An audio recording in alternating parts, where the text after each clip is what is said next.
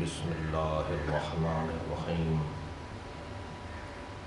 الحمد للہ الذی لا یبلغ مدحتہ القائلون ولا يحصي نعماءه العادون ولا يؤدي حقه المجتهدون الذي ليس لصفته حد محدود ولا نعت موجود ولا وقت معدود ولا أجل ممدود فطر الخلائق بقدرته ونشر الرياح برحمته الصلاة والسلام على الرسول المسدد المصطفى الأمجد المحمود الأحمد سيدنا ومولانا ومولى الكونين جد الحسن والحسين وعلي أبا القاسم محمد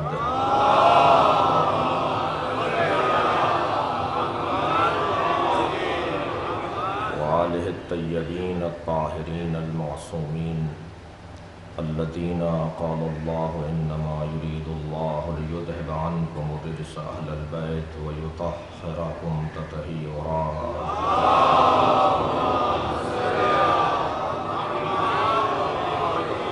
ولعنة الله على أعدائهم أجمعين من يوم عداوتهم إلى قيام يوم الدين أما بعد قال الحكيم في القرآن الكريم بسم الله الرحمن الرحيم صلوات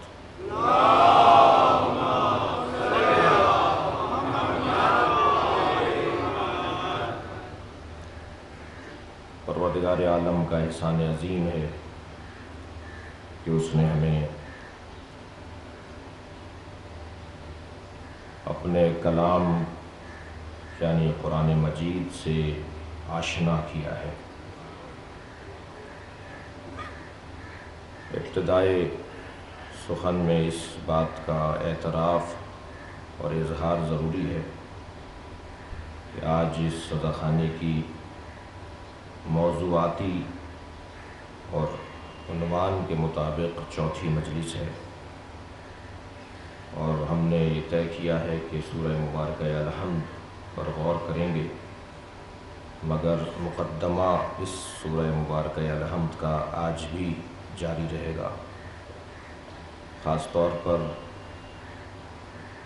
یہ مجلس کو محفوظ کرنے والے جو ادارے ہیں، جب وہ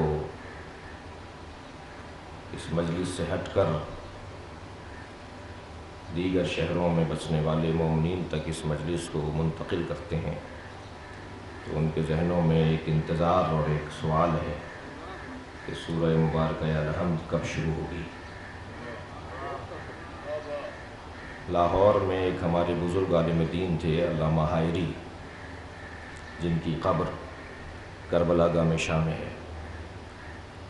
وہ سورہ مبارکہ کوثر کی تفسیر کرنے بیٹھے تو وہ 30 دن تک انہوں نے مقدمہ بیان کیا،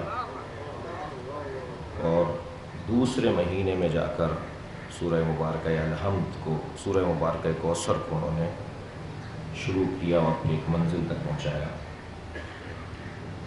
تو میں اتنا بڑا دعویٰ تو کرنے کا اہل نہیں ہوں، لیکن شاید آج اور کل اور آپ برداشت فرمائیں کہ ہم مقدماتی گفتگو میں رہیں۔ ویسے بھی جس عنوان کا مقدمہ مضبوط ہوتا ہے وہ عنوان خود بخود مضبوط ہو جاتا ہے، لہذا آج کی گفتگو بھی ہمارے اسی بیان پر مشتمل رہے گی کہ قرآن مجید کی اہمیت اور افادیت اور اس کی آفاقیت یقیناً میں اور آپ اہل بیت کی تعلیمات کی روشنی میں اسے محسوس کر سکتے ہیں۔ مجھے اور آپ کو یہ اعزاز حاصل ہے کہ ہم جس قرآن صامت پر غور کر رہے ہیں اس قرآن کا نطق اہل بیت ہیں۔ جب وہ بولتے ہیں تو وہ قرآن بولتے ہیں، اس لیے سالم ترین پیغام اور بغیر کسی اختلاط اور امتزاج کے جو قرآن کی تفسیر ہم تک پہنچی ہے وہ شاید کہیں اور یہ کیفیت نہیں ہے۔ میرے معصوم امام ارشاد فرماتے ہیں اجتمعت الامۃ قاطبۃ علی ان ھذا القرآن حق لا اختلاف بینہم فی تنزیلہ۔ کل کی گفتگو سے آج کی گفتگو کو پیوست کر رہا ہوں۔ میرے 10ویں امام فرما رہے ہیں کہ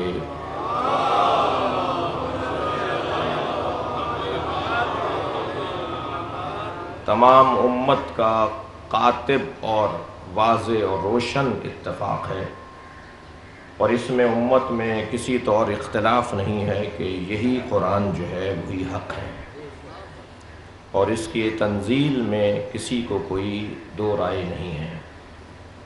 یہ موجودہ قرآن جو آج ہمارے گھروں میں ہے، ہمارے مقدس مقامات پر ہے، ہماری مساجد میں ہے، یہی قرآن مسلمانوں کا قرآن اور ان کی ہدایت کا عنوان ہے۔ کسی طور بھی مسلمانوں کے کسی نافہم یا عاقبت ناندیش فرد کی جانب سے کسی فرقے، کسی مکتب، کسی مسلک کی جانب یہ نسبت دینا کہ وہ قرآن کو نہیں مانتے یا قرآن کی تحریف کے قائل ہیں، شاید تعصب کی بنیاد پر تو اسے کچھ لمحے کے لیے تسکین ملے، لیکن حقیقت حال یہ ہے کہ اس میں اسی کا نقصان ہے۔ اور غیر مسلم طاقتیں جو مسلمانوں کے خلاف ریشہ دوانیوں میں مصروف ہیں، سرمایہ گزاریوں میں مصروف ہیں، اپنی توانائیوں کو استعمال کر رہی ہیں، ان کے لیے مدد فراہم ہوگی اگر یہ بحث بار بار دہرائی جائے کہ شیعوں کا قرآن علیحدہ ہے اور فلاں کا قرآن علیحدہ ہے۔ قرآن میں شیعہ سنی کا کوئی تفریق و تقسیم نہیں ہے۔ قرآن قرآن ہے، وہی قرآن جو ہمارے یہاں ہے وہی ہمارے بھائیوں کے یہاں، اور جو ہمارے بھائیوں کے یہاں ہے وہی قرآن ہمارے یہاں ہے۔ اور بعض چیزوں کو مصلحت کی خاطر دہرانا ضروری ہوتا ہے، ورنہ شاید ہم کسی کے پابند نہیں ہیں کہ اس کے آگے ہم صفائیاں پیش کریں کہ ہم کس قرآن کو مانتے ہیں۔ صلوات پڑھ لیں ذرا محمد والا۔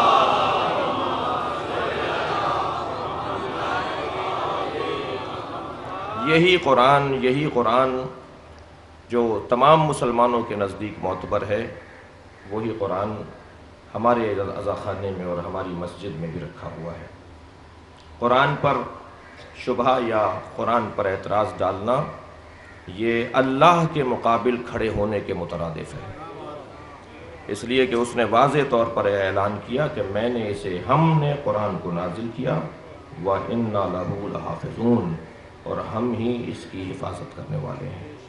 تو اگر ایک بال برابر بھی یہ کہا جائے کہ فلاں نے ایسا کر دیا تو گویا ہم نے فلاں کی طاقت کو اللہ کی طاقت کے مقابل کھڑا کر دیا۔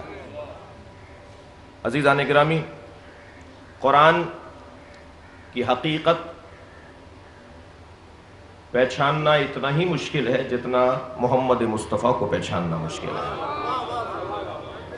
قرآن مجید کی حقیقت کو جاننا اتنا ہی مشکل ہے کہ جتنا مولا علی کو جاننا مشکل ہے، اور مولا علی کو اور نبی مکرم کو جاننا اس لیے مشکل ہے کہ واضح طور پر سرکار نے اعلان کیا کہ مجھے سوائے اللہ کے اور علی کے کوئی نہیں پہچانتا، اور اللہ کی معرفت کا حق میرے اور علی کے علاوہ کسی اور کے پاس نہیں ہے۔ تو بہت مشکل بات ہے، لیکن کچھ قریب ہونے کے لیے، کچھ معارف اور مفاہیم سے نزدیک ہونے کے لیے کچھ عنوانوں کے تحت علماء نے اور عرفاء نے گفتگو کی ہے، جسے میں یہاں سبق کے طور پہ دہرانے کے لیے حاضر ہوں۔ حقیقت قرآن کیا یہ ظاہری الفاظ ہیں؟ یہ جو حروف تہجی سے لکھے ہوئے الفاظ ہیں، یہ جو ابجد سے لکھے ہوئے الفاظ ہیں، یہ حروف سے لفظ اور لفظ سے جملے اور جملوں سے پھر مکمل کلام بنتا ہے؟ کیا حقیقت قرآن یہی ہے؟ قرآن ایک ملفوظ ہے، ایک منطوق ہے، اور قرآن ایک مکنون ہے اور محفوظ ہے۔ قرآن کو ہم دو حصوں میں تقسیم کریں گے۔ سمجھنے کے اعتبار سے، فہم قرآن اور تفہیم قرآن کے باب میں قرآن مجید کو ہم دو حصوں میں تقسیم کر رہے ہیں۔ قرآن منطوق اور ملفوظ، وہ جو لفظوں میں قرآن ڈھلا ہے وہ قرآن، وہ جو نطق میں ڈھلا ہے وہ قرآن، اور قرآن مکنون اور محفوظ، وہ قرآن جو لوح محفوظ پر ہے، وہ قرآن جو حقیقت رکھتا ہے۔ اگر میں یہ بھی جملہ کہہ دوں اپنے بزرگوں کی تعلیمات کی روشنی میں کہ وہ قرآن جو اللہ سے علیحدہ نہیں ہے، یہ قرآن جو ہمارے ہاتھ میں ملفوظ اور منطوق ہے، یہ اللہ سے علیحدہ ہے، یہ نزولی کیفیت میں ہے، یہ بلندی سے نیچے کی طرف آیا ہے، اور جو بلندی سے نیچے کی طرف آیا ہے وہ پھر جدا ہو جانے کے بعد اللہ نہیں ہے۔ اللہ نہیں ہے کیا مطلب یہ کہ کیونکہ قرآن علم الہی ہے اور علم اللہ سے علیحدہ نہیں ہے۔ اللہ کا علم اس کی ذات ہے، اللہ کا عدل اس کی ذات ہے۔ اللہ اور علم دو چیزیں نہیں ہیں۔ اگر قرآن علم الہی ہے اور آج ہمارے ہاں موجود ہے تو معلوم ہوا کہ علم الہی ہے اللہ سے علیحدہ ہو گیا، اور جو چیز اللہ سے علیحدہ ہو جائے تو پھر اللہ کو ہم اللہ کے وجود کے ہم جز ہونے کے قائل ہو جائیں گے، اور جو جز رکھتا ہو وہ مرکب ہوتا ہے، اور جو مرکب ہو وہ بسیط نہیں ہوتا، اور اللہ بسیط ہے۔ اللہ کے بارے میں یہ کہنا کہ اللہ معاذ اللہ مرکب ہے، یہاں ہم اللہ کی وحدانیت اور توحید کے عقیدے سے باہر چلے جائیں گے، اس لیے کہ جو مرکب ہے وہ جز کا محتاج ہے، مرکب جز سے مل کر بنے گا، اجزاء کا مجموعہ ہے مرکب، اور جس کے جز ہو جائیں وہ محتاج ہو جاتا ہے دوسرے جز کا، اور جو محتاج ہو جائے وہ صمد نہیں رہتا۔ صلوات ہدیہ کریں ذرا محمد وآلہ۔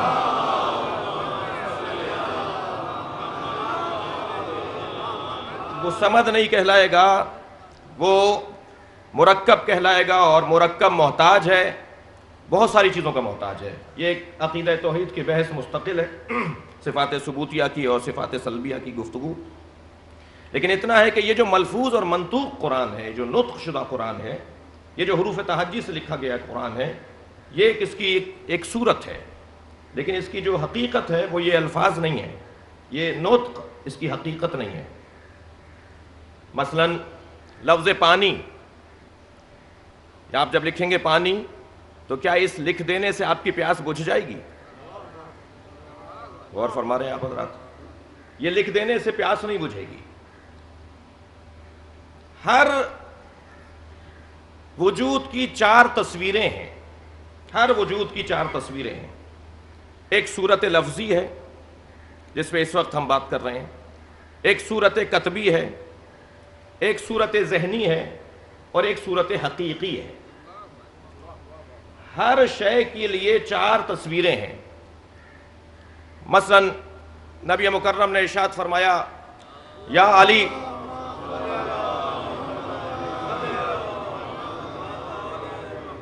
یا علی مثلک کمثل الکعبہ، اے علی آپ کی مثال کعبے جیسی ہے، یدور ولا یدار، کعبہ کسی کا چکر نہیں کاٹتا، سب کعبے کے گرد چکر کاٹتے ہیں۔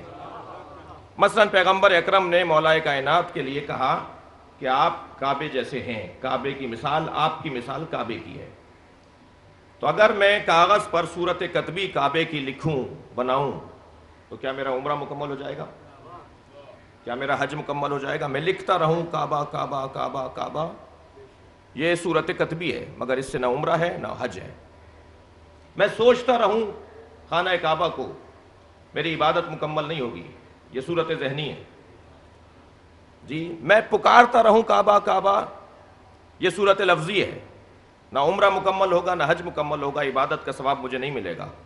چوتھی تصویر ہے جو ہماری عبادت کو مکمل کروائے گی، اور وہ یہ کہ ہم مکے چلے جائیں اور خانہ کعبہ کی زیارت کریں، اسے لمس کریں، اس کے گرد طواف کریں، صورت حقیقی تک پہنچ جائیں، تب ہمیں عمرے کا بھی اور حج کا بھی ثواب نصیب ہوگا۔ لیکن یہیں قربان جائیں ہمارے وجود مولا کائنات کی عظمت پر۔ علی وہ ذات ہے کہ جس کے لیے چاروں تصویریں حقیقت رکھتی ہیں، یعنی اگر ہم نے لکھ دیا علی علی تو علی کا نام لکھنا عبادت ہے، ہم نے سوچا علی کا نام تو یہ عبادت ہے، بولے تب عبادت ہے، زیارت کر لی تب عبادت ہے۔ صلوات پڑھیں محمد و آل محمد۔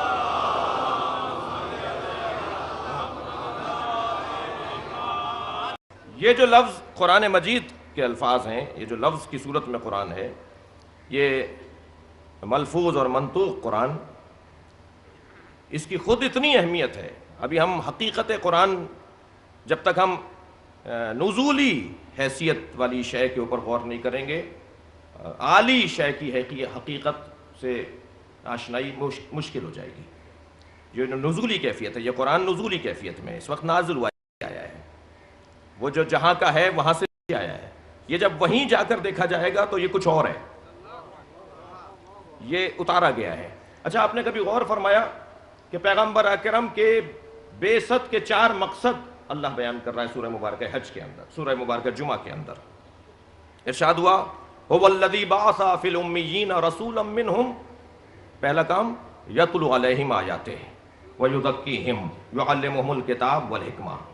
ہم نے مبعوث کیا ہے اپنے حبیب کو ان 4 کاموں کی وجہ سے، یتلو علیہم آیاتہ، تاکہ وہ آیات قرآنی کی تلاوت کرے۔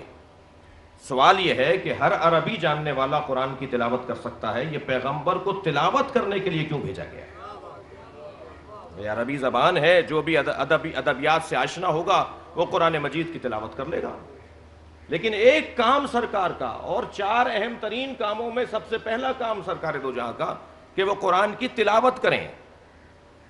تلاوت کا تعلق الفاظ سے ہے، تلاوت کا تعلق نطق سے ہے۔ وہ جو لکھا ہوا ہے پڑھ کر بتائیے۔ اس کی اہم ترین وجہ یہ ہے کہ الفاظ محتاج لہجہ ہوا کرتے ہیں۔ ایک ہی لفظ آپ لہجہ بدل کے، ایک ہی جملہ آپ لہجہ بدل کے کہتے رہیے، لہجے کے بدلنے سے مطلب بدلے گا۔ بہت معروف مثال ہے، آپ آ گئے، ایک ہی جملہ ہے، اسے آپ لہجہ بدل کے پڑھیے، بولیے، مطلب بدلتا چل جائے گا۔ منع کیا تھا کہ نہیں آئیے گا اور آ گئے، تو اب جو لہجہ ہوگا وہ تنقیدی ہوگا۔ آپ آ گئے، دسترخوان لگا ہوا تھا، انہیں نہیں بلایا تھا مگر شاید انہیں خوشبو آ جاتی ہے، تو جیسے ہی دسترخوان پر پہنچے تو پھر لہجہ کچھ اور ہے۔ انتظار ہو رہا تھا مگر تاخیر ہو گئی، تو جملہ یہی ہے کہ آپ آ گئے، مگر اس میں پیار ہے اور محبت ہے۔ تو جیسے جیسے محل بدل رہا ہے، ایسے ایسے لہجہ بدل رہا ہے، الفاظ تو ایک ہی ہیں۔ تو کوئی ہو جو لہجہ الہی سے آشنا ہو، وہ پڑھ کر بتائے کہ اللہ کس لہجے میں بات کر رہا ہے۔ اس لیے لازم تھا کہ ایسا وجود ہمیں قرآن پڑھ کر سنائے۔ یہ تو الفاظ ہیں، اور یہ الفاظ، یہ جسے ہم الفاظ کہہ رہے ہیں، خدا نخواستہ معاذ اللہ، مراد یہ نہیں ہے کہ ان کی کوئی اہمیت نہیں ہے، ان کی اتنی اہمیت ہے کہ یہ الفاظ اگر پہاڑ پر نازل ہوں، لو انزلنا ھذا القرآن علی جبل، اگر ہم نے اس قرآن کو پہاڑ پر نازل کر دیا ہوتا، لا رائتہ، اے میرے حبیب آپ دیکھتے، خاشعا متصدعا من خشیت اللہ، کہ یہ اللہ کی خشیت سے ریزہ ریزہ ہو جاتا، ٹکڑے ٹکڑے ہو جاتا، یہ پہاڑ ریزہ ریزہ ہو جاتا۔ سوال یہ ہے کہ جو ہم اٹھا لیتے ہیں، ہم تو ریزہ ریزہ نہیں ہو رہے۔ بعض عدالتوں میں تو مجرم اٹھا لیتے ہیں، اور فرما رہے ہیں آپ جی، حتیٰ بعض لوگ جھوٹی قسم اٹھانے کے لیے، قسم کھانے کے لیے قرآن اٹھا لیتے ہیں، تو وہ تو برباد نہیں ہو رہے۔ پھر یہ کون سا قرآن ہے جو پہاڑ پر نازل ہوگا تو ریزہ ریزہ ہو جائے گا اور بہت سارے لوگوں کو کچھ بھی نہیں ہوتا؟ وہ قرآن الفاظ ہیں یا قرآن حقیقت ہے؟ یہ قرآن مجید جو قلب پیغمبر پہ نازل ہوا، اس کی اہمیت کتنی ہے اور قلب پیغمبر کا وزن کتنا گہرا ہے۔ یہ ظرف قلب پیغمبر کیسا ہے کہ قرآن کو اپنے اندر لے لیتا ہے، جو بس کی بات نہیں ہے۔ حتیٰ پہاڑوں کے لیے بھی یہ ہمیں سمجھانے کے لیے کہا گیا کہ سنو، پہاڑ پر بھی اگر یہ قرآن نازل ہوتا تو پہاڑ کا یہ حال ہو جاتا۔ یہ ہم نے قلب پیغمبر پہ، نزل بہ روح الامین علی قلبک، اے میرے حبیب ہم نے تمہارے قلب پر اس قرآن کو اتارا ہے۔ یہ ملفوظ اور منطوق قرآن جو آج ہمارے درمیان ہے، اس کی تاثیر بہت زیادہ ہے۔ جو اس ملفوظ اور منطوق سے گزر کے حقیقت قرآن تک پہنچ جاتا ہے، پھر اس کے لیے قرآن کیا کہہ رہا ہے؟ اس کے لیے قرآن کہہ رہا ہے لو ان القرآن سیرت بہ الجبال وقطعت بہ الارض وکلم بہ الموتیٰ۔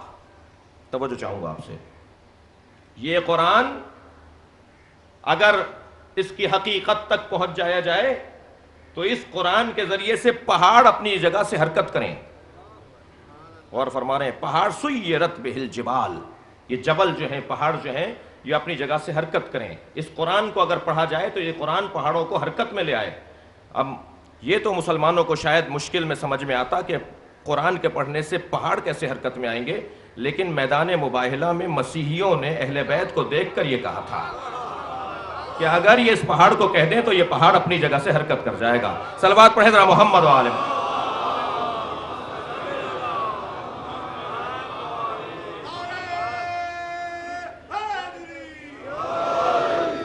ایک عنوان یہ دیا کہ یہ سیرت بہ الجبال، پہاڑ اس کے ذریعے سے سیر کریں گے، اپنی جگہ سے ہٹیں گے۔ قطعت بہ الارض، اور زمین کو آپ بہت تیزی سے طے کر لیں گے۔ لہٰذا وہ جو طی الارض والے عرفاء ہیں جو صبح کی نماز مکے میں پڑھتے ہیں اور ظہر کی نماز مشہد میں پڑھتے ہیں اور مغرب کا نماز پھر وہ نجف میں پڑھتے ہیں، وہ جو ہر آن کسی اور جگہ پر دکھائی دے رہے ہوتے ہیں، ان کے لیے زمین سمٹ جاتی ہے، چھوٹی ہو جاتی ہے، وہ جب چاہیں جہاں چاہیں پہنچ جائیں۔ یہ تو عام علماء کی بات ہے، بعض علماء کی زیارت کرنے کا ہمیں بھی شرف ملا جو اس کیفیت کے حامل تھے۔ بات ابھی مولا علی کی نہیں ہو رہی کہ جنہیں سمجھ میں نہیں آتا کہ ایک وقت میں 40 جگہ کیسے دکھائی دیں گے۔ بات ہو رہی ہے کہ جو اس قرآن پر عمل کرے اور اس قرآن کو پڑھ لے، وہ قطعت بہ الارض، اس قرآن کے ذریعے سے زمین کے رستوں کو مختصر کر سکتا ہے۔ کلم بہ الموتیٰ، اور اس قرآن کے ذریعے سے مردوں سے بات ہو سکتی ہے، مردوں سے بات ہو سکتی ہے۔ میں نے ایک مجلس میں مولا علی مردوں سے باتیں کرتے تھے۔ سلمان فارسی آخری ایام میں قبرستان گئے اور انہوں نے سلام کیا تو قبروں سے مردے نکلے اور ان سے گفتگو کی۔ 350 سال کی عمر میں رحلت کی ہے حضرت سلمان محمدی، حضرت سلمان فارسی نے 350 سال کی عمر تھی ان کی۔ ایک دن نبی مکرم سے پوچھا یا رسول اللہ میں کتنا اور جیوں گا، میری عمر تو اس وقت سب سے زیادہ ہے، اور کمال یہ ہے کہ عمر تو ان کی 350 سال کی تھی، مگر سلمان فارسی جوان ایسے ہی دکھائی دیتے تھے جیسے کوئی 40-45 سال کے ہوں۔ تو ایک دن سرکار سے پوچھا یا رسول اللہ میں کب تک زندہ رہوں گا، کوئی نشانی کہ میری موت کے آثار کب ظاہر ہوں گے؟ فرمایا کہ جب تم سے مردے باتیں کرنے لگیں تو سمجھنا کہ تمہاری رحلت قریب ہے۔ تو جب مریض ہوتے تھے تو کہتے تھے مجھے قبرستان لے چلو، میں بات کر کے دیکھتا ہوں کہ مردے بات کر رہے ہیں یا نہیں۔ اور بہرحال جس وقت رحلت قریب ہوئی تو حضرت حذیفہ یمان سے کہا کہ مجھے قبرستان لے چلو۔ وہاں پہنچ کے جب انہوں نے سلام کیا تو قبروں سے مردے باہر آئے اور ان سے گفتگو کی، اور پھر حذیفہ یمان سے کہا کہ اب میری رحلت قریب ہے، اس لیے کہ پیغمبر نے مجھ سے۔ تو یہ تو سلمان فارسی، مولا کائنات کا بات کرنا مردوں سے تو بعض لوگوں کے حلق سے نہیں اترتا، اور شاید انہی کے حلق سے نہیں اترتا جنہوں نے قرآن کو پڑھا نہیں ہے۔ بھائی قرآن مجید کہہ رہا ہے اس قرآن کے ذریعے سے آپ مردوں سے بات کر سکتے ہیں، تو کوئی تو ایک ہوگا دنیا میں کائنات میں جس نے اس آیت کا مصداق بن کر دکھایا ہو۔ اور ہمارا بہت واضح عقیدہ ہے، بہت واضح مشاہدات ہیں، تاریخ نے گواہی دی ہے، واقعات درج ہیں کہ ان ہستیوں نے مردوں سے باتیں کی ہیں۔ اور یہ تو مولا علی کی بات ہو رہی ہے، یہ تو سلمان فارسی کی بات ہو رہی ہے۔ میں نے ایک بزرگ کی زیارت کی ہے جو ابھی زندہ ہیں، حضرت آیت اللہ حسن زادہ عاملی، قم کی سرزمین پر، شاید 100 سال کے قریب ان کی عمر ہے۔ ان کے پڑوس کی چھت سے ایک بچہ گر کے مر گیا۔ یہ بات 20 سال پرانی، اس سے زیادہ 20 سال سے زیادہ پرانی نہیں ہے۔ اور وہ بچہ غسل و کفن اور اس کے دفن کا سامان تیار ہوا اور اس کا جنازہ اٹھ رہا تھا کہ ماں بچے کے میت کے اوپر روتے ہی روتے بے ہوش ہو گئی۔ ضعیف العمر ہمارے مجتہد ہیں، بزرگ عالم دین ہیں، اپنے نوکر اپنے خادم سے کہا کہ مجھے لے چلو اس بچے کے جنازے پر۔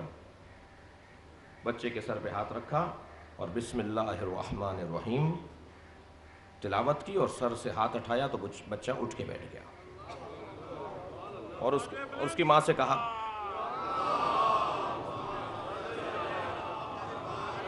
اور اس کی ماں سے کہا کہ لو اپنے بچے کو اپنی آغوش میں لو، اس کے کپڑے تبدیل کرواؤ، کفن اتارو، اور 1 مہینے تک اپنے درس کی چھٹی کر دی، تعطیل کر دی، اب درس نہیں ہو رہا ان کا۔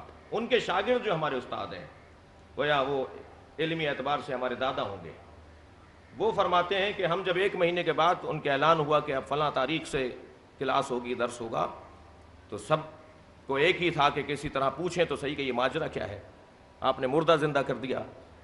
تو خود انہوں نے آغاز درس میں کہا کہ مجھے معلوم ہے کہ تمہارے ذہن میں یہ سوال ہے، تو میں تمہیں ایک جملے میں اس کا جواب دے دیتا ہوں۔ ساری زندگی، جملہ سنیے، ساری زندگی میں نے اللہ کو ہاں کہا، ایک دفعہ اللہ نے بھی ہاں بول دیا۔ قرآن کہہ رہا ہے نا، کل ما بہ الموتیٰ، اس قرآن کے ذریعے مردوں سے بات ہو سکتی ہے۔ اس قرآن کو، اچھا سورہ الحمد کی تفسیر ممکن ہے کل سے شروع ہو۔ سورہ الحمد کی ایک خاصیت ہے، سورہ مبارکہ الحمد کی ایک خاصیت ہے کہ نبی نے تعجب کیا ہے کہ اسے مردے پر پڑھا گیا اور وہ مردہ زندہ کیوں نہیں ہوا۔ معلوم یہ ہوا کہ سورہ الحمد تو مردہ زندہ کر سکتا ہے، پڑھنے والے میں دم نہیں تھا۔ یہ زبان بھی تو تقویٰ کی ہونی چاہیے، یہ زبان بھی تو طاہر ہونی چاہیے، جس کی بنیاد پر اس سے اثر ظاہر ہو۔ مقداد بڑا پکا علی کا شیعہ ہے، حضرت مقداد اسود کندی، مقداد ابن عمر اسود کندی پورا نام حضرت مقداد کا۔ فاقے ہو رہے ہیں ان کے گھر میں، آ گئے مولا کے دروازے پر، مولا میرے گھر میں فاقے ہیں۔ حضرت نے فرمایا سامنے ایک مٹی کا ڈھیلا پڑا ہے، وہ اٹھا کے لاؤ۔ وہ مٹی کا ڈھیلا اٹھا کر لائے۔ مدینۃ المعاجز میں اس واقعے کو لکھا گیا ہے۔ مٹی کا ڈھیلا ان کے ہاتھ میں تھا۔ مقداد سے مولا علی نے فرمایا اس پہ کہو یا علی، اس مٹی کے ڈھیلے پر کہو یا علی۔ مقداد نے یا علی کہا تو وہ سونے میں تبدیل ہو گیا۔ حضرت نے فرمایا مقداد لے جاؤ، اسے فروخت کرو بازار میں اور اپنے بچوں کے لیے کھانے پینے کا اہتمام کرو۔ تو مقداد نے وہاں پڑے ہوئے ایک سخت پتھر سے اسے ٹکڑے ٹکڑے کیا اور چھوٹا سا ٹکڑا سونے کا اٹھا کر جانے لگے، باقی وہیں چھوڑ دیا۔ مولا نے فرمایا مقداد یہ سونا چھوڑ کر جا رہے ہو؟ کہا مولا آج کے لیے کافی ہے۔ ایک چاہنے والے کا جذبہ کیا ہونا چاہیے؟ حضرت نے فرمایا لے جاؤ کل کے کام آئے گا۔ جملہ حضرت مقداد کا بڑا حسین ہے۔ مولا نے فرمایا لے جاؤ کل کے کام آئے گا۔ کہنے لگے مولا کل کی فکر وہ کرے جس کے پاس آپ جیسا مولا نہ ہو۔ اب سوال یہ ہے کہ میں بھی یا علی بول رہا ہوں، ابھی میں نے نعرہ لگایا، ابھی میں نے یا علی بولا، میں اپنی بات کر رہا ہوں، کوئی خفا نہ ہو مجھ سے، میں اپنی بات کر رہا ہوں۔ تو اس یا علی کی تاثیر میری زبان میں کیوں نہیں ہے؟ معلوم یہ ہوا کہ علی پکارنے سے میرے مسئلے حل ہوتے ہیں، مگر پکارنے والے کو بھی تقویٰ چاہیے۔ انہوں نے کہا ہے تم ایک ہماری خواہش پوری کرو۔ پورے نہج البلاغہ میں صرف ایک جگہ مولا علی نے فرمایا میری مدد کرو۔ والی کسی سے مدد نہیں مانگتا سوائے اللہ کے۔ اللہ اکبر۔ ابن ابی الحدید معتزلی جو اہل سنت کے بڑا معتبر نام ہے، مصری عالم دین ہے، کئی جلدوں میں انہوں نے نہج البلاغہ کی بڑی مفصل اور بہت ہی معتبر شرح لکھی ہے۔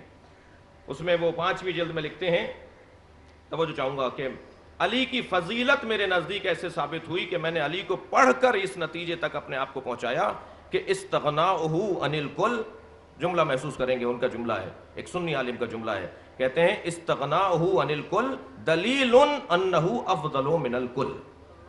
علی کسی کے محتاج نہیں تھے، یہی دلیل ہے کہ علی سب سے افضل تھے۔ سوائے اللہ کے مولا کائنات کسی کے دروازے پر نہیں دکھائی دیے۔ وہ علی نہج البلاغہ میں ایک مدد ہم سے مانگ رہا ہے، وہ علی ہم سے کہہ رہے ہیں کہ میری مدد کرو۔ قرآن کی جو حقیقت ہے وہ کچھ اور ہے، اور قرآن کا ملفوظ اور منطوق کچھ اور ہے، اور منطوق اور ملفوظ اس درجے پر کمال رکھتا ہے کہ اس کو اگر صاحب تقویٰ پڑھے۔ کیا مولا مدد مانگ رہے ہیں؟ مولا کہہ رہے ہیں، مولا فرما رہے ہیں کہ تم میری ایک مدد کرو، اور وہ ہے تقویٰ۔ علی کے شیعہ صرف علی کی ایک مدد کریں۔ نہج البلاغہ میں مولا فرما رہے ہیں میرے شیعہ میری ایک مدد کریں، تقویٰ ثابت کریں، اپنا متقی بن کر دکھائیں۔ جب یہ متقی بن جائیں گے تو گویا علی کی انہوں نے مدد کی ہے، یہ کم بات نہیں ہے۔ تو یہ ملفوظ اور منطوق قرآن، اور پھر ایک حقیقت اس کی ہے، وہ جو محفوظ اور مکنون قرآن ہے۔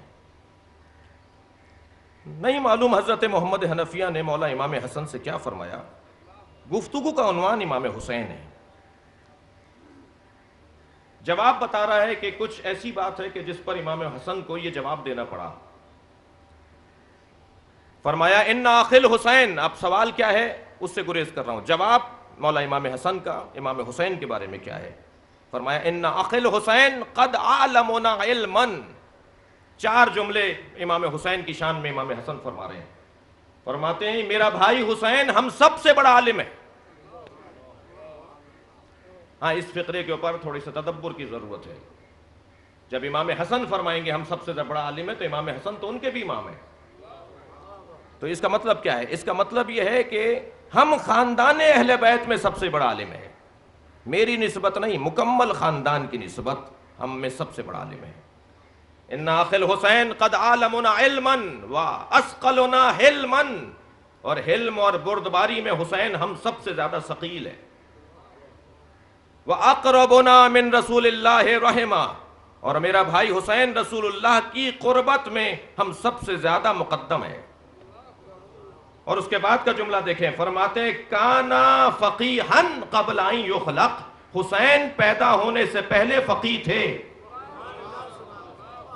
اس کے بعد والا جملہ جو میرا مورد گفتگو ہے. فرماتے ہیں کانا یقرأ الوحی قبل ان ینطق. حسین نے قرآن نازل ہونے سے پہلے قرآن پڑھ لیا تھا. اب وہ کون سا قرآن ہے جو حسین ابن علی نے منطوق اور ملفوظ ہونے سے پہلے پڑھ لیا تھا؟ یقیناً وہ یہ قرآن نہیں ہے کہ جو ہمارے سامنے ہے. یہ جو ملفوظ اور منطوق قرآن ہے کہ جس کو ہاتھ لگانے کے لیے وضو ضروری ہے، جس کو پڑھنے والا مسلمان ہو جاتا ہے، جس کو پڑھنے والا اللہ سے بات کر رہا ہوتا ہے، وہ جو لوح محفوظ پر حسین پڑھ رہے ہیں وہ قرآن حقیقت قرآن ہے. اسے اگر میں یوں کہہ دوں کہ وہ قرآن اور حسین 2 چیزیں نہیں ہیں، حسین ہی وہ قرآن ہے، وہی قرآن حسین ہے. یہ ہے قرآن کا وہ لوح محفوظ اور مکنون پر موجود وجود. عزیزان گرامی، قرآن الفاظ کا مجموعہ ہے اور لفظ کا وزن بھی لفظ ہی کے ذریعے ہوگا. لفظ کا وزن مطلب کے ذریعے نہیں ہوگا، مفہوم کے ذریعے نہیں ہوگا. ہر چیز کے لیے پیمانے ہیں. ہر چیز کے لیے پیمانے ہیں. لفظ کا پیمانہ لفظ شعراء اکرام تشریف فرما ہیں. یہ جب الفاظ کی بندش کرتے ہیں، مصروں کو جوڑتے ہیں تو وزن میں ڈھالتے ہیں، اور الفاظ تبدیل کر رہے ہوتے ہیں تو اسی کی وزن کا لفظ لاتے ہیں. تخطی کرتے ہیں، مثلا الفاظ کو پرکھتے ہیں کہ یہ لفظ اس جگہ کی نشست کا ہے یا نہیں ہے.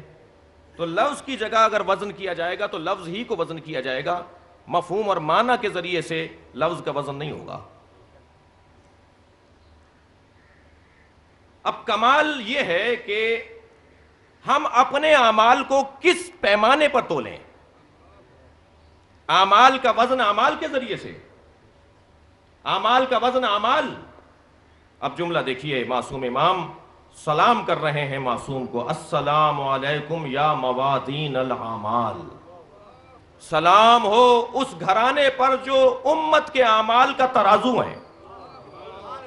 اگر امت کے اعمال تولنے ہیں تو اہل بیت کی محبت کے وزن میں تولا جائے گا کہ امت نے جو اعمال انجام دیے ہیں وہ کسی قابل بھی ہیں یا نہیں. ورنہ وزن سے گر جائیں گے، حیثیت سے گر جائیں گے یہ اعمال اگر اہل بیت کی محبت کے وزن میں نہ تولے گئے. یہ پیغمبر اکرم جو قرآن اور اہل بیت ہمارے درمیان چھوڑ کر جا رہے ہیں، ان دونوں کو بھی نبی نے وزن سے تعبیر کیا ہے. یہ وزن ہے، پیمانہ ہے، کسوٹی ہے. انی تارک فیکم ثقلین یا ثقلین، میں تمہارے درمیان 2 بھاری چیزیں چھوڑے جا رہا ہوں. یہ بھاری چیزیں کیا ہیں؟ کیا وزن ہے ان کا؟ یہ کون سا وزن ہے جو اہل بیت میں ہے اور قرآن میں ہے؟ غور فرمائیں گے. اگر یہ وزن مادی ہے تو یہ تو گھوڑا بھی اٹھا لیتا تھا. مجھے معاف کیجئے گا، پیغمبر اکرم کسی سواری پر بیٹھتے تھے وہ بھی اٹھا لیتا تھا پیغمبر کو. تو یہ وزن مادی مراد نہیں ہے. اگرچہ یہ بھی ذہن عالی میں رہے کہ ہر گدھا بھی برابر نہیں ہے، ہر گھوڑا بھی برابر نہیں ہے. جس سواری پر کوئی نبی یا معصوم بیٹھ جاتا ہے وہ عام سواریوں کی طرح بھی نہیں ہوتا. یہ زور عقیدت نہیں ہے، روایات ہیں اس کے اوپر. اگر آپ ایک لطیف مثال سننے کے لیے آمادہ ہیں اور آپ توجہ میرے ساتھ ہے، جب پیغمبر اکرم نے خیبر فتح کیا تو مال غنیمت میں خیبر سے بہت کچھ ملا، اور ان میں کچھ جانور بھی آئے۔ سرکار تشریف فرما تھے، وہ جو مال غنیمت میں جانور آئے تھے وہ جانور ایک جگہ باندھے گئے، تو پیغمبر نے دیکھا کہ ایک گدھا ہے۔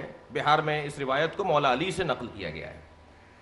پیغمبر نے دیکھا کہ گدھا ہے جو اپنی رسی چھڑا کر پیغمبر کی طرف بڑھنا چاہ رہا ہے۔ حضرت نے فرمایا کہ اس کی رسی چھوڑ دو۔ جب اس کی رسی چھوڑی گئی تو وہ آیا قریب اور نبی کے قدموں کا اس نے بوسہ لیا، اور اس نے کچھ نبی سے کہا جس پر نبی نے اسے جواب دیا۔ اور صحابہ کرام میں وہ جماعت جو ان موقعوں کی اس لیے تلاش میں ہوتی تھی کہ ان کے علم میں اضافہ ہو، کیونکہ یہ تو راز کی باتیں ہیں نا۔ تو ایک مرتبہ ان میں سے کسی نے پوچھا، یا رسول اللہ اس جانور نے آپ سے کیا کہا ہے؟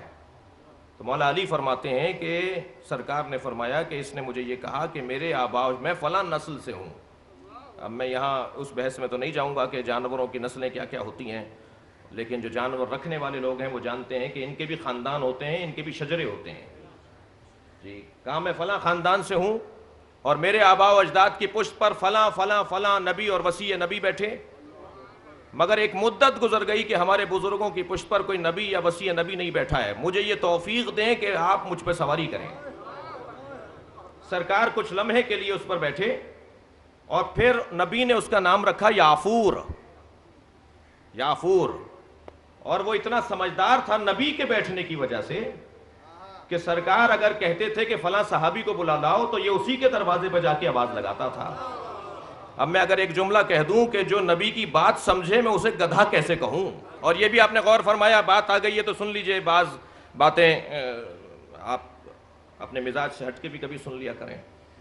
وہ یہ کہ کبھی غور فرمایا کہ یہ گھوڑا جو ذوالجناح امام حسین جس پہ کربلا میں تھے، یہ نبی کی سواری تھی نا، تو اس جانور کی عمر تو اتنی لمبی نہیں ہوتی کہ نبی نے بھی اس پہ سواری کی ہو، اور امام حسین نے بھی سن 61 میں اس پہ سواری کی ہو، اور اس وقت بھی یہ جوان دکھائی دے رہا ہو۔ تو شمائل النبی میں پورا عشرہ پڑھنے کی ضرورت ہے، مفصل گفتگو کی ضرورت ہے شمائل النبی اور کمالات اور فضائل پیغمبر کے اوپر۔ اس حوالے سے بھی مولا علی کی حدیث ہے، مولا فرماتے ہیں کہ نبی جس سواری پر بیٹھ جاتے تھے اس کی عمر رک جاتی تھی، اس کو یہ برکت ملتی تھی کہ اس کی عمر پھر بڑھتی نہیں تھی۔ اس پر کبھی اور تفصیل سے لطیف باتیں ہوں، اور فرما رہے ہیں آپ حضرات۔ تو یہ وزن تو یہ جانور بھی اٹھا لیتا تھا۔ وہ کون سا وزن ہے جو پیغمبر اکرم چھوڑ کے جا رہے ہیں؟ وہ وزن مادی نہیں ہے، وہ وزن معنوی ہے۔ معنوی وزن ہے جو پیغمبر چھوڑ کے جا رہے ہیں، جس کے اٹھانے کے لیے، جس قرآن کے وزن کو اٹھانے کے لیے محمد مصطفیٰ جیسا وجود چاہیے۔ اور اب اسے سمجھنے کے لیے کہ یہ وزن مادی اور معنوی میں کیا فرق ہے، یہ معنوی وزن کیسا ہے، ایک مثال میں روشن ہو جانا چاہیے کہ جب جناب سیدہ آتی تھی تو نبی کھڑے ہو جاتے تھے۔ جسے شاعر نے 2 مصروں میں کہا ہے کہ گرانی پلہ عصمت میں اتنی تھی کہ دیکھا ہے، پے تعظیم اٹھ جاتا تھا وزن مرسل اعظم۔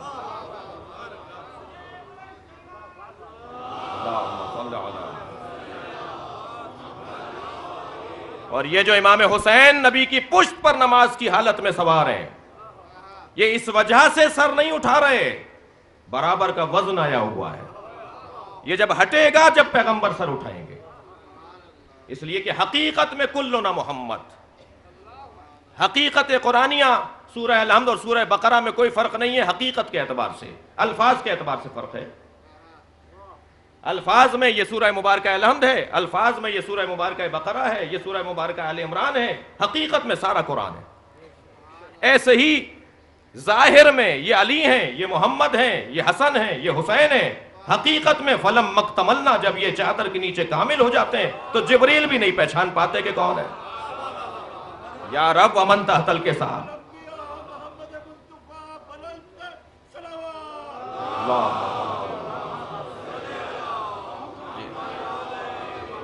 توجہ کی آپ حضرات نے، حتیٰ جبریل بھی یہ پوچھیں گے یا رب ومن تحت الکساء، اے جبریل تم سے زیادہ کون آشنا ہے ان سے، تم بھی نہیں پہچان رہے، تمہاری تو آمد و رفت ہے اس دروازے پر، تمہیں تو پتہ ہے بطول کون ہے اور حسن اور حسین کون ہے۔ تو عجب نہیں جواب آئے کہ جب یہ علیحدہ علیحدہ ہوتے ہیں تو پہچاننے میں آتے ہیں، جب ایک جگہ جمع ہو جاتے ہیں تو پھر یہ میرے پہچاننے میں نہیں آتے۔ پھر اللہ کہے گا ہم فاطمہ تو وابوہا وبالوہا وبنوہا۔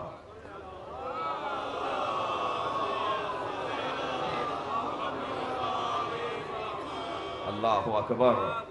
یہ وزن حقیقی ہے قرآن مجید، اور عرفا کے نزدیک ایک ایک آیہ کریمہ پر غور کرنا، ہم ایک مجلس میں کہہ چکے کہ اگر ایک آیت کا بھی کوئی فقیہ ہو جاتا ہے تو وہ صاحب ولایت ہو جاتا ہے۔ اللہ اسے مقام اور عظمت عطا کرتا ہے ایک آیت کے فقیہ کو۔ بسم اللہ الرحمن الرحیم، اس کے اوپر اگر کسی نے غور کر لیا تو یہ وزن حضرت یوسف بن جاتا ہے۔ ایک قرآن کی آیت حضرت یوسف کے وزن کے برابر بن جاتا ہے۔ وہ مانوی وزن حضرت یوسف ہے اور یہ مانوی وزن قرآنی ہے۔ قرآن ہمیں دیا گیا ہے تاکہ اس سے ہم لطف لیں، اس سے ہم لذت لیں، اس سے ہم اپنی روح کو تسکین پہنچائیں، اس سے ہم اپنی ذہنی بالیدگی اور ترقی کا سامان کریں۔ قرآن پڑھنے والوں کو معلوم ہے کہ قرآن کے اندر لطافت کیا ہے۔ قرآن پڑھنے والے ذرا حوصلہ پائیں اس مثال کے اوپر۔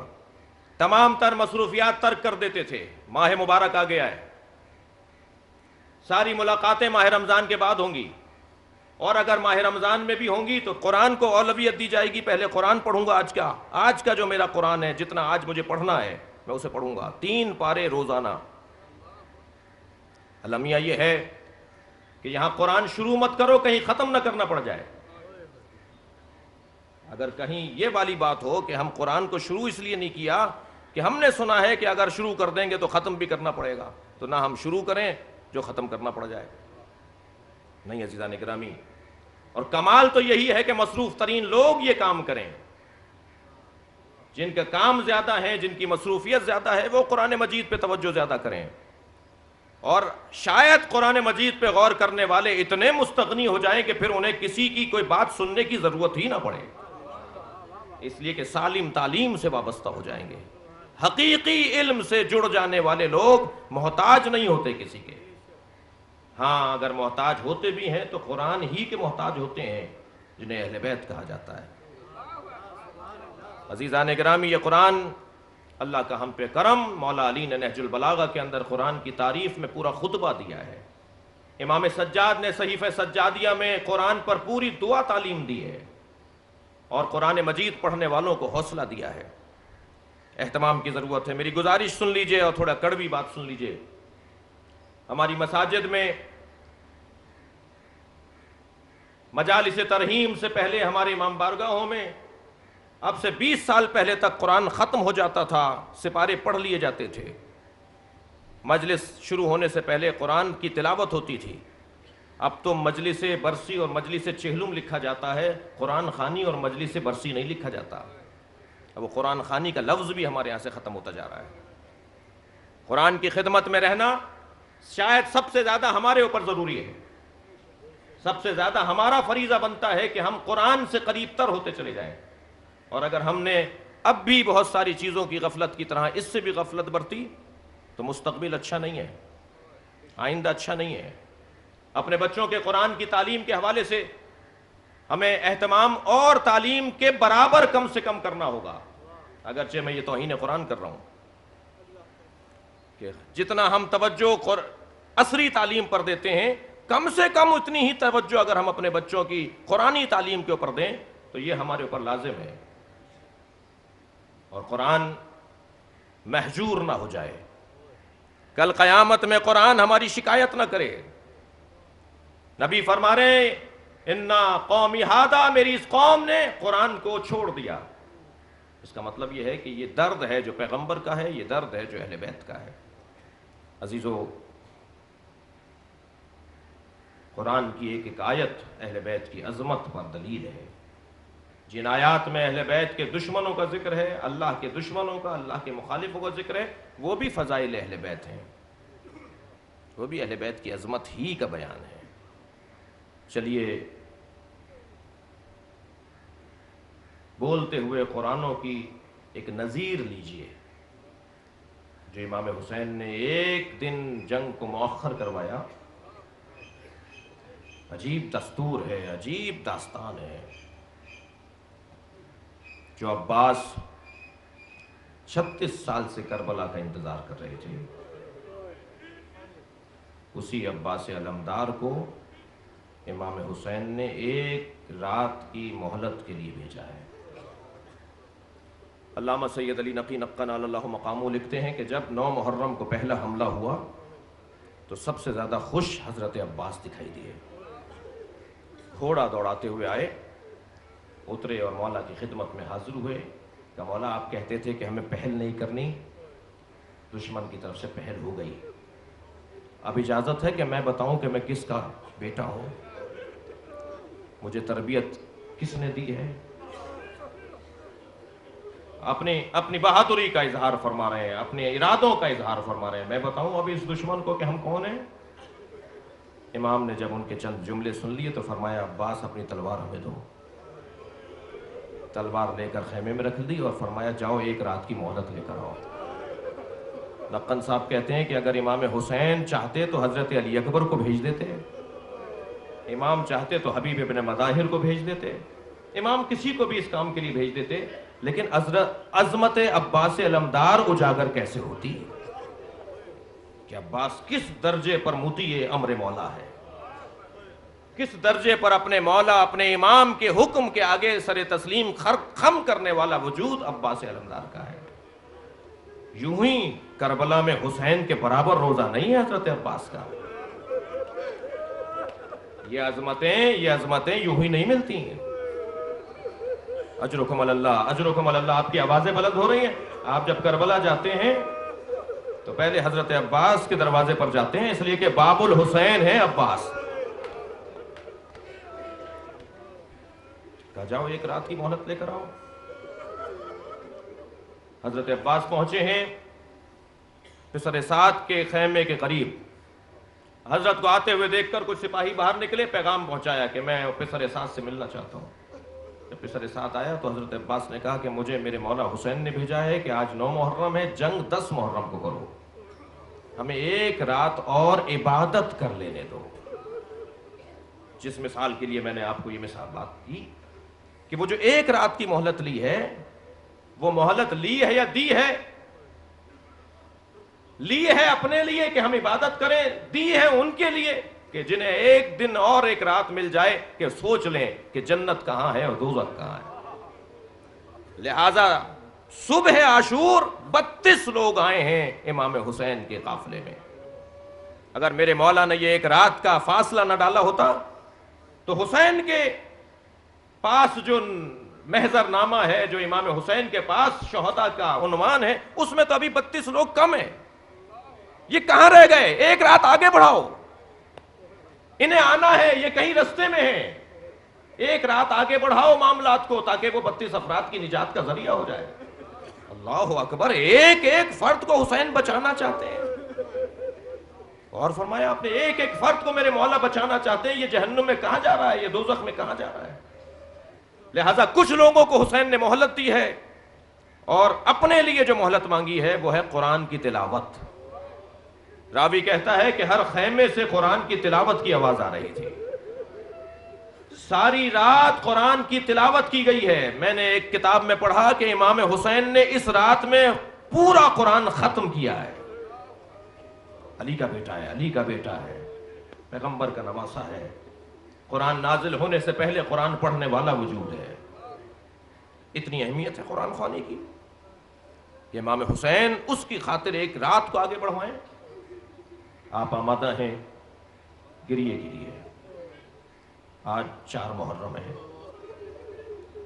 شاید حضرت عباس چاہتے ہی تھے کہ ان کا ذکر مصائب کے آغاز میں ہو جائے۔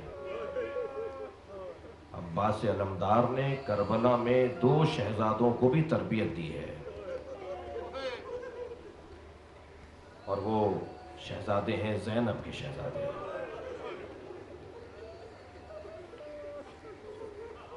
میرے مولا نے اپنے 2 بھانجوں کو تیار کر کے کربلا تک پہنچایا ہے، لیکن مجھے اجازت دیجیے کہ میں آج ایک صحابی پیغمبر جو صحابی امام حسین بھی ہیں ان کا ذکر کروں۔ عزادارو، کربلا اقدار اور تہذیب کا مجموعہ ہے۔ کربلا میں دو صحابی ایسے ہیں امام حسین کی خدمت میں آنے والے جو پیغمبر کے بھی صحابی ہیں، ایک ذوالحریقین، ایک حبیب ابن مظاہر۔ یہ وجود معمولی وجود نہیں ہے۔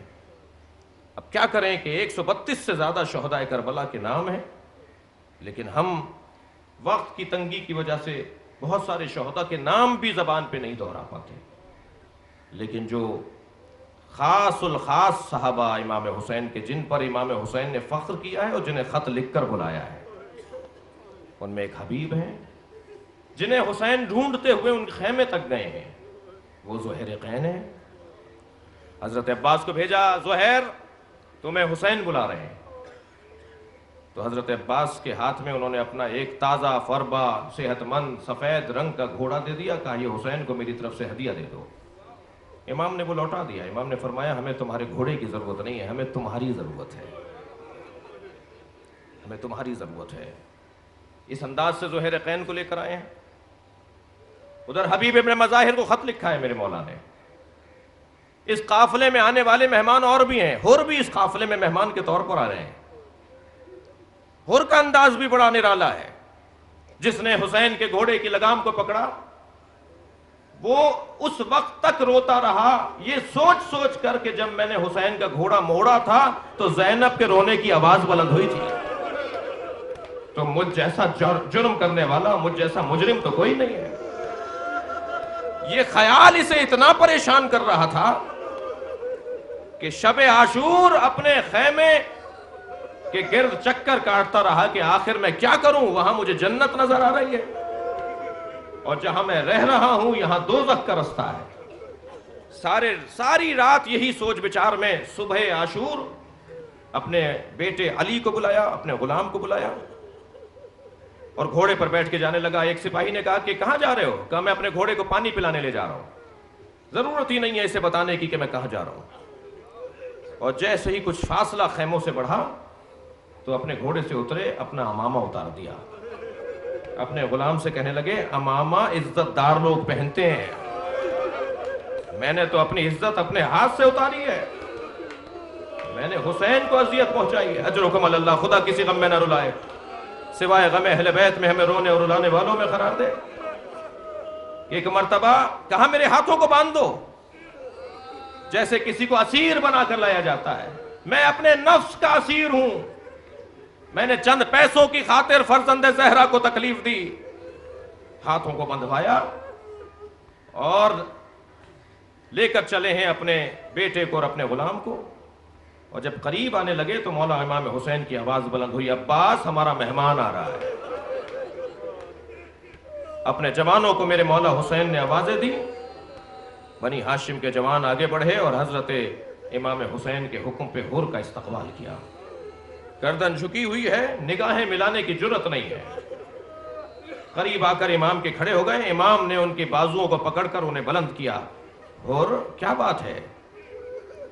کہا مجھے ایک سوال کا جواب چاہیے، کیا میری بخشش ہے؟ میرا گناہ معاف کیا جا سکتا ہے؟ اللہ اکبر۔ امام حسین نے فرمایا حر میں نے تجھے معاف کیا، میرے اللہ نے تجھے معاف کیا، تو دنیا میں بھی حر ہے اور آخرت میں بھی حر ہے۔ یہ کہہ کر امام نے حوصلہ دیا، ہاتھوں کی رسی کو کھولا۔ ابھی گفتگو ہو رہی تھی کہ جناب فضہ خیمے سے باہر آئی۔ آپ کی آوازیں بلند ہو رہی ہیں، حق ہے کہ اسی انداز سے گریہ کیا جائے۔ جناب فضہ نے آ کر امام حسین سے خود کہا، کچھ کہا۔ امام نے فرمایا اے اماں آپ کہیے حر سے۔ جناب فضہ نے سلام کرتے ہوئے کہا کہ زینب نے تمہیں سلام بھیجا ہے۔ بس ایک مرتبہ حر کانپ کر رہ گیا، کہاں حر اور کہاں علی کی بیٹی کا سلام۔ اجرکم اللہ، اجرکم اللہ، خدا کسی غم میں نہ رلایا، سوائے غم اہل بیت میں ہمیں رونے اور رلانے والوں میں قرار دے۔ کہنے لگا مولا میں سب سے پہلے اپنی جان کی قربانی دینا چاہتا ہوں۔ اب یہاں حسین اور عجیب جملہ لکھا ہے، لکھتے ہیں آیت اللہ نظری منفرد کے امام نے سب سے پہلے حر کو کیوں بھیجا؟ امام سے حر نے کہا میں پہلے جانا چاہتا ہوں، اور امام نے پہلے ہی حر کو بھیج دیا۔ جملہ گریے کے لیے بہت ہے۔ شاید اس کا سبب یہ ہے کہ جب ہم پانی نہیں پلا سکتے تو پیاسا کیوں رکھیں؟ اس لیے کہ جو جتنی جلدی شہید ہوگا اتنی جلدی پیغمبر اسے حوض کوثر سے سیراب کریں گے۔ اور تیار ہوا جانے کے لیے کہ بیٹا آگے کھڑا ہو گیا، بابا یہ کیسے ممکن ہے کہ میرا باپ مارا جائے اور میں زندہ رہ جاؤں؟ حر کے بیٹے کا نام ہے علی ابن حر ابن یزید ریاحی۔ علی ابن حر تیار ہوا، روانہ ہوا میدان کربلا میں، اور ایک مرتبہ علی ابن حر نے، یہ بھی ذہن میں عالی میں ہے کہ دو انداز کی جنگ ہوئی ہے کربلا میں۔ چاشت کے وقت، صبح کے وقت جو ہوئی ہے وہ لشکر کی لشکر سے ہوئی ہے، جس میں 43 شہداء ہو کربلا میں، امام حسین کے لشکر کے امام کے اصحاب 43 لوگ شہید ہوئے ہیں۔ اور پھر امام نے یہ فیصلہ کیا کہ تن بتن جنگ ہوگی، اور وہ تن بتن جنگ کے اندر حر کا بیٹا سب سے پہلا ہے۔ جب حر کا بیٹا گیا ہے علی ابن حر، اور بہت دیر تک وہ جنگ کرتا رہا اور رجز پڑھتا رہا اور بتاتا رہا کہ ہم وہاں سے یہاں کیوں آئے ہیں، تمہارے پاس دنیا ہے، ہمارے پاس آخرت ہے، تمہارے پاس دوزخ کا رستہ ہے، ہمارے پاس جنت کا رستہ ہے، تم راضی کرو شیطان اور حواتیر کو، اور ہم راضی کر رہے ہیں پیغمبر اور اولاد پیغمبر کو۔ یہ رجز پڑھتے ہوئے حر کے بیٹے نے بہت دیر مقابلہ کیا، یہاں تک کہ اسے زخم لگنا شروع ہوئے، اور زخم جب شدید اور زیادہ ہو گئے تو وہ گھوڑے سے گرا، مگر اس نے گرتے ہوئے اپنے باپ حر کو آواز دی، بابا میری مدد کیجئے۔ عزادارو آپ رو رہے ہیں نا؟ اب میں آپ سے سوال کرتا ہوں، آپ میں سے اکثر صاحب اولاد ہیں، اگر آپ کا بچہ کسی مشکل میں آپ کو آواز لگائے، اسی مرحلے پہ غلام عباس کی شفا کے لیے بھی دعا کریں، اگر آپ کا بچہ آپ کو کسی مشکل میں آواز لگائے تو آپ کتنی جلدی پہنچیں گے؟ حر کے بیٹے نے اپنے بابا کو آواز دی ہے میری مدد کیجئے، تو باپ کتنی جلدی پہنچے گا؟ لیکن جب حر پہنچے تو کیا دیکھا؟ حسین پہلے سے موجود۔ امام حسین نے حر کے بیٹے کی لاش اپنی گود میں لی ہوئی ہے۔ کہا مولا کہاں غلام زادہ اور کہاں حسین کی آغوش؟ امام نے فرمایا حر تمہیں نہیں پتا کہ باپ کو جوان بیٹے کی میت نہیں اٹھانی؟ میں کہتا ہوں مجلس یہاں ختم ہو جانی چاہیے۔ اے حر، جوان بیٹے کے لیے روکا گیا ہے کہ باپ جوان بیٹے کی میت اٹھائے، اور حسین حر کے بچے کا لاشا لے کر آئے۔ سلام ہو حسین کی مظلومیت پر۔ جب علی اکبر کا لاشا اٹھا رہے تھے تو کوئی نہ تھا جو یہ کہتا کہ ہم اٹھائیں گے۔ میرے مولا نے بنی ہاشم کے بچوں کو آواز دی، آؤ، بوڑھے باپ سے جوان کی میت نہیں اٹھتی۔ الا لعنت اللہ علی قوم الظالمین فسیعلم الذین ظلموا ای منقلب ینقلبون۔